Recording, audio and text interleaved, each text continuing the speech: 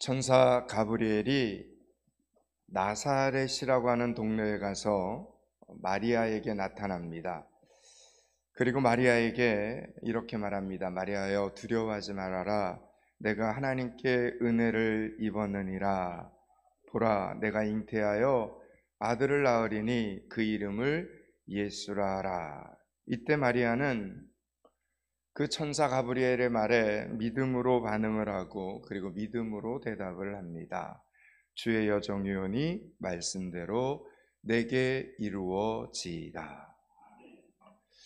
마리아는 순전한 마음으로, 순전한 믿음으로 하나님의 뜻을 따르기로 대답을 하였지만 가브리엘 천사가 떠나가고 나니까 두렵고 떨리는 마음을 어떻게 가눌 수가 없었습니다. 그녀는 아직 앳된 처녀였기 때문입니다. 처녀인 몸으로 임신을 한다는 것으로 인하여 이제 일어날 일들과 그녀가 감당해야 할 책임에 대한 두려움이 엄습을 한 겁니다. 이때 마리아는 엘리사벳이라는 여인을 찾아가기로 결심을 합니다. 엘리사벳은 마리아의 친척이 되는 사람입니다. 그녀는 본래 아기를 낳지 못하는 사람이었고 더구나 지금은 나이도 많이 먹었습니다. 그런데 놀랍게도 그녀도 하나님의 능력으로 아이를 가지게 되었다는 소식을 듣게 되었기에 그래, 내가 그녀에게 가면 내게 주신 하나님의 이 말씀을 아마 그녀는 이해해 줄 수 있을 거야 라고 생각을 합니다. 지금 마리아라고 하는 이 여인에게는 말이 통하는 사람이 필요했습니다. 내게 말이 통하는 사람, 하나님의 놀라운 은혜를 경험한 사람을 직접 만남으로 인하여 그녀의 마음을 내려놓고 그리고 솔직히 이야기도 하고 위로와 용기를 받을 필요가 있었습니다. 그 사람이 바로 엘리사벳이었습니다. 마리아는 엘리사벳에게로 가서 석 달을 함께 지내게 됩니다. 엘리사벳은 자신도 기적을 경험하였기에 마리아에게 일어난 성령의 역사를 믿었습니다. 그래서 마리아를 축복하면서 위로하면서 격려를 해줍니다. 여러분, 우리가 믿음의 길을 걸어갈 때에는, 우리가 신앙의 길을 걸어갈 때에는 이렇게 엘리사벳과 같은 사람들과의 교제가 필요합니다. 우리는 하나님의 말씀을 들을 때 믿음으로 생각하고 믿음으로 결단을 내립니다. 그러나 우리의 그 믿음은 시시때때로 흔들리지 않습니까? 마리아가 그랬습니다. 직접 천사의 모습을 보고 천사의 음성을 듣고 하나님의 말씀을 들었지만 떠나간 뒤에 그녀의 마음이 이렇게 흔들렸음을 우리에게 보여주는 것입니다. 하나님의 뜻이라고 하니, 하나님의 말씀이라고 하니 대뜸 순종하겠다고 아멘은 했는데 갑자기 현실에 부딪히니 겁과 두려움에 사로잡힙니다. 그때 엘리사벳의 위로와 축복이 그녀에게 큰 힘이 되었던 것입니다. 이제 마리아는 그녀를 통해 용기를 얻게 되었고 하나님을 마음껏 찬양할 수 있는 여인이 됩니다. 여러분, 믿음으로 결단하고 믿음으로 하나님이 주신 사명을 감당하고자 하지만 사실 무엇을 어디서부터 어떻게 해야 할지를 모르고 여러분 두려울 때가 있지 않습니까? 그때에는 누구를 만나야 합니까? 엘리사벳을 만나야 합니다. 함께 위로해주고 함께 격려해주고 함께 축복해주는 믿음의 동력자가 필요하다라는 것입니다. 저와 여러분은 누군가에게 엘리사벳과 같은 믿음의 사람들, 위로의 사람들이 되실 수 있기를 바랍니다. 누군가, 내 옆에 있는 누군가가, 우리 공동체 안에 있는 누군가가 하나님의 말씀의 결단을 통해 하나님이 주시는 그 믿음의 길을 걸어갈 때 주의 사명에 헌신하고 그 사명을 이 여름에도 땀을 흘리면서 감당할 때 그 길에 도움이 되는 믿음의 사람들이 되실 수 있기를 축원합니다. 이번 홍콩 기도 신방 주간이 우리 포항믿음교회와 그동안 우리 포항믿음교회를 섬겨주신 홍콩의 김혜용 권사님, 김요셉 장로님, 그리고 우리 포항믿음교회가 파송은 안 했죠. 기도하고 응원하는 우리 네 분의 선교사님들에게 그런 만남의 시간이 되었습니다. 이후로 서로에게 새로운 힘과 능력을 얻는 역사의 현장이 될 줄로 믿습니다. 회복이 나타나는 역사의 현장이 될 줄로 믿습니다.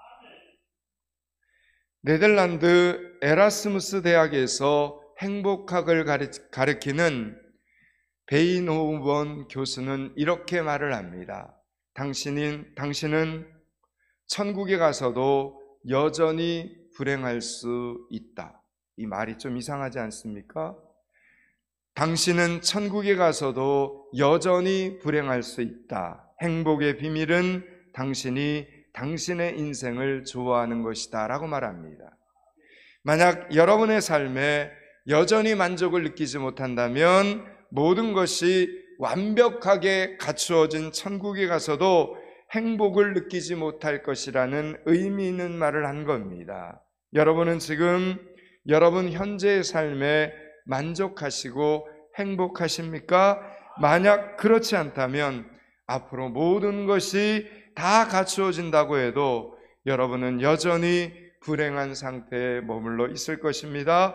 계속해서 불평과 불만이 가득한 삶을 살게 될 것입니다. 오늘 행복을 느끼는 사람들만이 내일에도 여전히 행복한 삶을 살아갈 수 있기 때문입니다.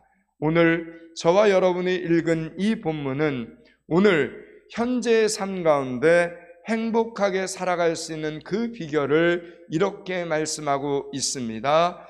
16절, 17절, 18절을 같이 한번 읽습니다. 항상 기뻐하라, 쉬지 말고 기도하라, 범사에 감사하라. 이것이 그리스도 예수 안에서 너희를 향하신 하나님의 뜻이니라. 아멘. 여러분 기뻐하라 이렇게 말하네요. 여러분 기쁨은 우리의 건강을 지켜줍니다. 여러분 그래서 될 수 있으면 많이 웃고 많이 기뻐하시기 바랍니다. 건강을 지켜줄 뿐만 아니라 우리의 인생과 미래까지 보장해 줍니다. 그런데 문제는 오늘 이 말씀처럼 어떻게 항상 기뻐할 수 있느냐 하는 것입니다. 기쁘게 사는 것이 좋은 것이라는 것은 누구나 다 알고 있지만 사실 항상 기쁘게 산다는 것은 말처럼 그렇게 쉽지 않기 때문입니다. 기뻐하는 것은 그래 내가 오늘부터 무슨 일이 있어도 기뻐하겠다. 여러분 이렇게 하는 어떤 의지의 문제가 아닙니다. 지금 현실은 슬프지만 억지로 기뻐하는 것이 아닙니다. 어떤 사람에게 슬픈 일이 생겼습니다. 그러나 누군가 그에게 가서 하나님의 뜻은 항상 기뻐하는 것입니다. 빨리 하나님의 말씀대로 기뻐하십시오. 그랬더니 그 사람이 제가 항상 기뻐하라는 하나님의 이 말씀을 깜빡 잊었습니다. 지금 이 순간부터 기뻐하도록 하겠습니다. 벌써 기쁘기 시작하네요. 여러분 이렇게 할 수 있을까요? 여러분 기뻐한다는 것은 우리 마음의 문제입니다. 기뻐하는 것은 어떤 행동이 아니라는 겁니다. 영화 배우처럼 속으로는 슬프면서도 겉으로는 기쁜 척 연기를 하는 것이 아닙니다. 기뻐한다는 것은 우리 마음의 문제입니다. 내 마음속에 기쁨이 있어야 비로소 기뻐할 수 있습니다. 그래서 오늘 말씀처럼 항상 기뻐하려면 우리 마음속에 계속해서 기뻐할 수 있는 어떤 원인이 우리에게 주어져야 된다라는 이야기입니다. 그런데 우리가 사는 이 현실은 그렇지를 못합니다.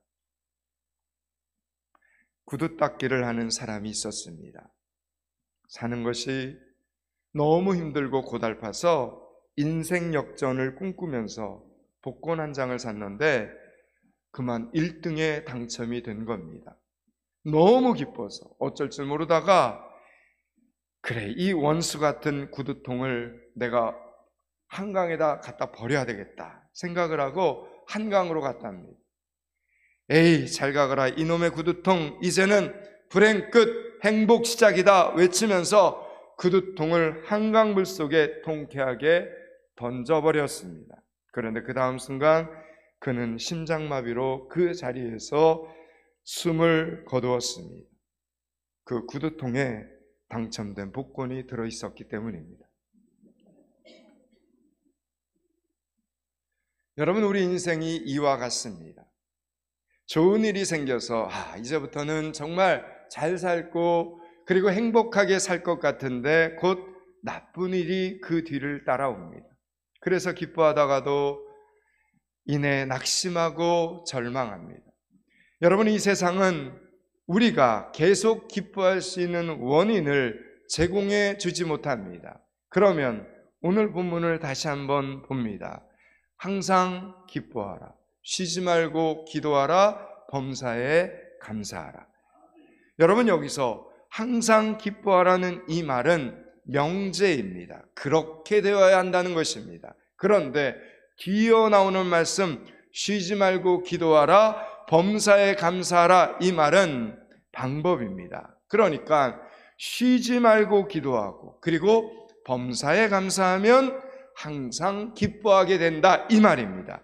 그러니까 기도와 감사를 통해서 우리 마음속에 기뻐할 수 있는 이유가 계속해서 공급이 된다, 이 말을 지금 사도 바울이 데살로니가 교인들에게 하고 있는 장면입니다.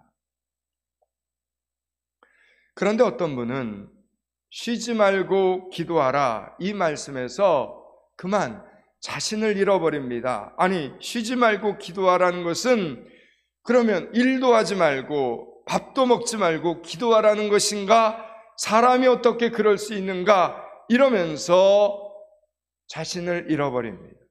그런데 여러분, 그런 뜻이 아닙니다. 이 말은 여러분 빌립보서에 보면 이런 말씀이 하나 기록되어 있습니다. 아무것도 염려하지 말고 다만 모든 일에 기도와 간구로 너희 구할 것을 감사함으로 하나님께 아뢰라라는 말씀이 있습니다. 여러분, 여기서 이 기도라는 단어는 어떤 뜻이 있냐면요, 하나님을 바라본다, 이런 뜻입니다. 하나님께 요청한다, 하나님을 향한다, 하나님을 바라본다. 여러분, 여기 이 말이 기도라는 단어입니다. 그리고 간구라는 단어는 필요한 것을 요청한다, 도움을 구한다, 이런 뜻입니다. 기도와 간구는 그 뜻이 다르다는 겁니다. 오늘 본문에서 기도하라, 이 단어는 하루 종일 24시간 눈을 감고 기도하고 있으라, 이런 뜻이 아니라 쉬지 않고 누구를 바라보라는 것입니까? 하나님을 생각하고 하나님을 바라보라, 이런 뜻입니다. 여러분, 시편 55편에 다윗이 등장을 합니다. 이 시편 55편은 다윗이 큰 고통 가운데, 큰 어려움 가운데 쓴 시가 이 시편 55편입니다. 다윗이 사랑하는 아들 압살롬이 아버지 다윗의 이 왕위를 노리고 그 반란을 일으킵니다. 아들이 아버지를 죽이고 왕이 되려고 자기를 따르는 사람들하고 반란을 일으켰습니다. 그런데 그 반란의 배후에는 아히도멜이라는 사람이 있었습니다. 본래 아히도멜은 다윗의 모사였습니다. 다윗의 작전 참모였는데 다윗을 배신하고 압살롬의 작전 참모가 되어서 다윗을 죽이겠다고 공격을 해온 것입니다. 다윗은 너무나 마음이 쓰리고 아파서 이렇게 고백을 합니다. 그는 곧 너로다. 나의 동료, 나의 친구요, 나의 가까운 친구로다. 우리가 같이 재미있게 의논하며 무리와 함께하여 하나님의 집안에서 다녔도다라고 고백을 합니다. 지금 다윗은 안팎으로 고통을 당하고 있습니다. 겉으로는 생명의 위협을 당하고 있고 속으로는 배신의 쓰라린 고통을 당하고 있었습니다. 그런데 다윗은 이렇게 결론을 내립니다. 내 짐을 여호와께 맡기라. 그가 너를 붙드시고 의인의 요동함을 영원히 허락하지 아니하리로다 라고 결론을 내립니다. 여러분, 다윗은 지금 엄청난 이 고통 속에서, 배신 속에서 눈을 들어 그 사람을 바라본 것이 아니라 살아계신 하나님, 전능하신 하나님을 바라보았다는 것입니다. 자신의 모든 인생의 짐을 하나님께 맡겼습니다. 그랬더니 그의 마음에 놀라운 평화와 기쁨이 찾아왔습니다. 여러분, 이것이 오늘 이 본문 말씀, 항상 기뻐하고 쉬지 말고 기도하라, 쉬지 말고 기도하라라는 뜻이라는 겁니다. 어떤 상황 속에서도 하나님만을 바라볼 수 있는 것, 이게 항상 기도하라라는 뜻이라는 겁니다. 20세기 중반에 미국 텍사스에서 석유 사업으로 큰 부자가 된 세 친구가 있었습니다. 존 뉴턴, 루이 웨더포드, 사무엘 프레스톤이라는 세 사람입니다. 이 세 사람은 굉장히 친한 친구들이었어요. 어느 날 그들은 전세기를 타고 뉴욕으로 놀러를 갑니다.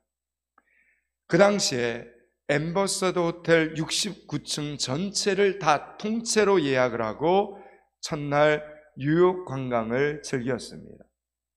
밤늦게까지 술을 마시고 호텔에 돌아왔는데 큰일이 생겼습니다. 엘리베이터가 고장이 난 것입니다. 프론트 직원은 하룻밤만 그냥 여기 2층에서 지내라고 했지만 세 사람은 술 기운에 객기가 생겨서 69층까지 걸어 올라가기로 했습니다. 처음에는 등산하는 기분으로 올라갔는데 점점 다리에 힘이 빠져 마지막 몇 층은 거의 기다시피 해서 2시간 반 만에 69층에 도착을 했습니다. 그런데 더 큰 문제가 생겼습니다. 1층 프론트에서 방 열쇠를 받아오는 것을 잊어버린 겁니다. 다시 1층까지 걸어 내려갈 생각을 하니 눈앞이 캄캄했습니다. 그런데 그때 마침 무엇을 도와드릴까요? 하는 소리가 들려옵니다. 돌아보니 청소를 하는 흑인 여종업원이 서 있었습니다.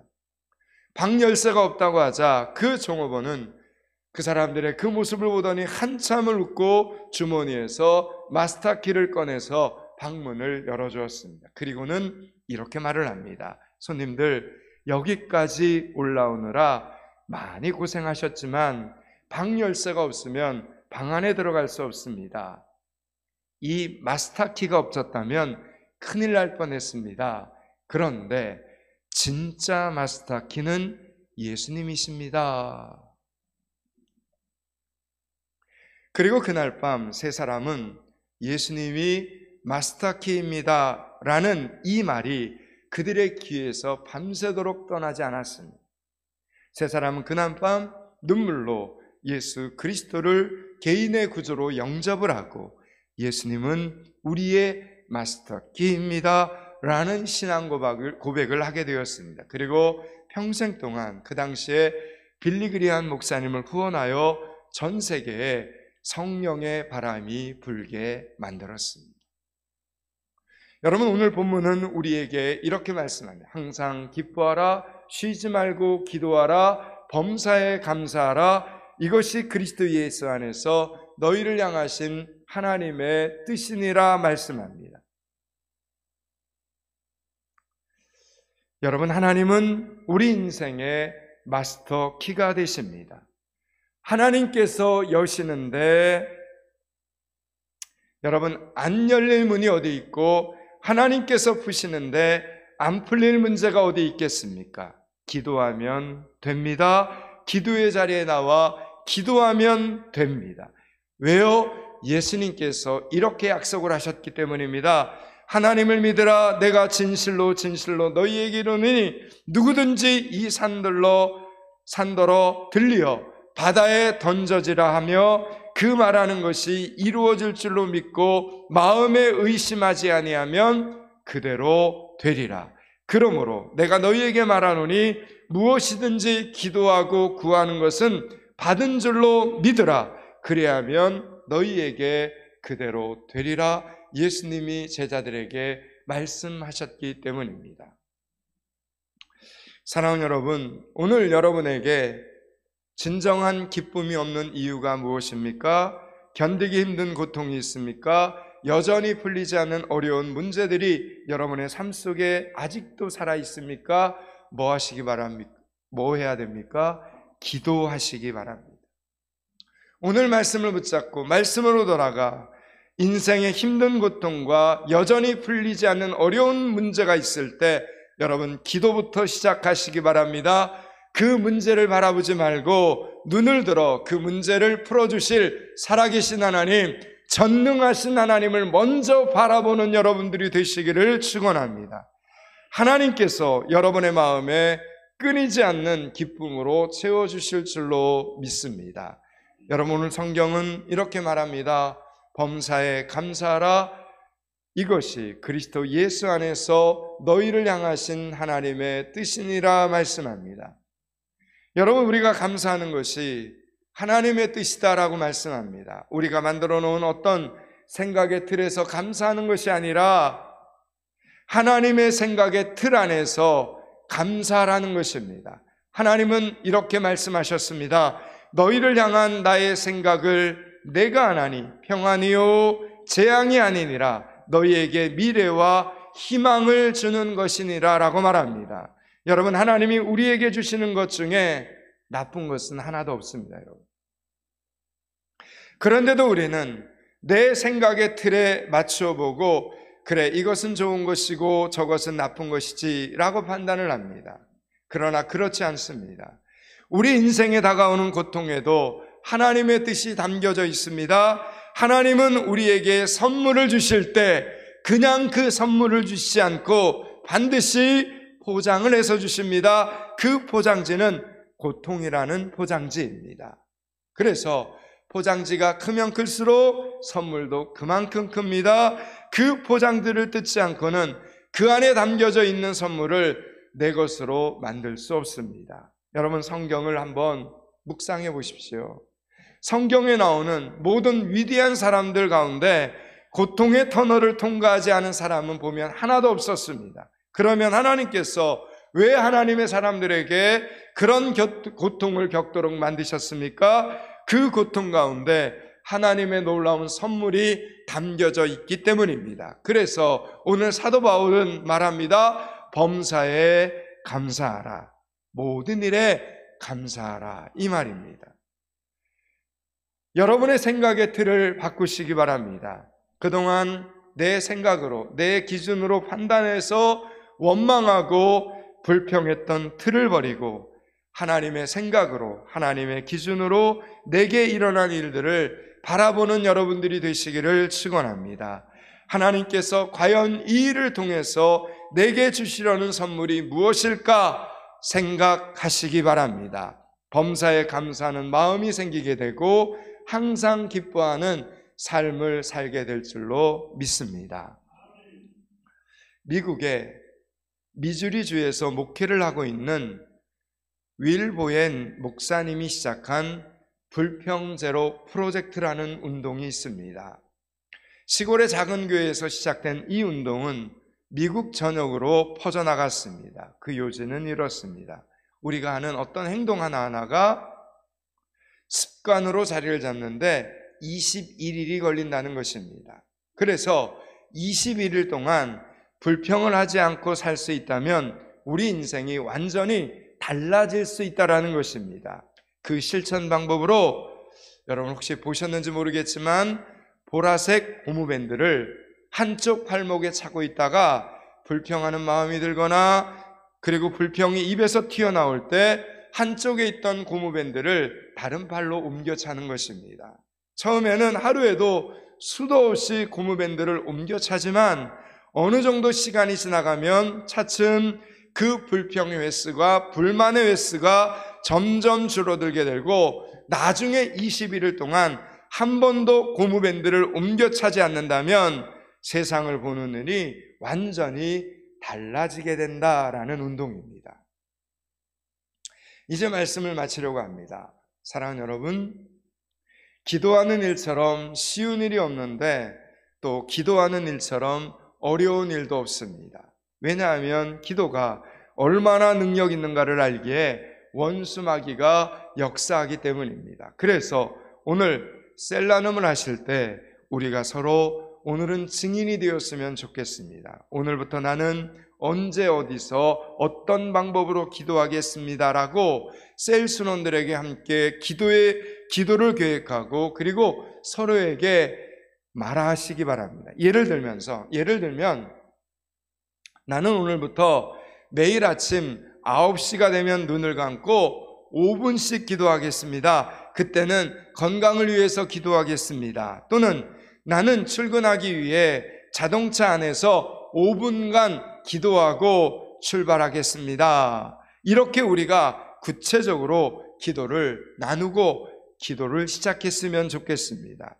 여러분, 그 시작을 여러분의 셀 순원들에게 직접 한번 고백해보는 시간을 가지시기 바랍니다. 반드시 하나님께서 우리에게 그리고 셀 순원들에게 큰 간증을 허락해 주실 줄로 믿습니다.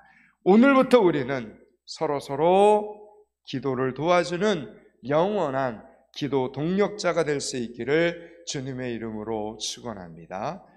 기도하겠습니다. 하나님, 현재의 삶 가운데 행복하게 사는 비결을 가르쳐 주셔서 감사합니다. 기도와 감사를 통해서 내 마음속에 기뻐할 수 있는 이유가 계속해서 공급되어지는 삶을 살게 하여 주시옵소서. 눈을 들어 하나님을 바라보는 성도의 삶을 살게 하여 주시옵소서. 예수 그리스도 이름을 받들어 기도드리옵나이다. 아멘.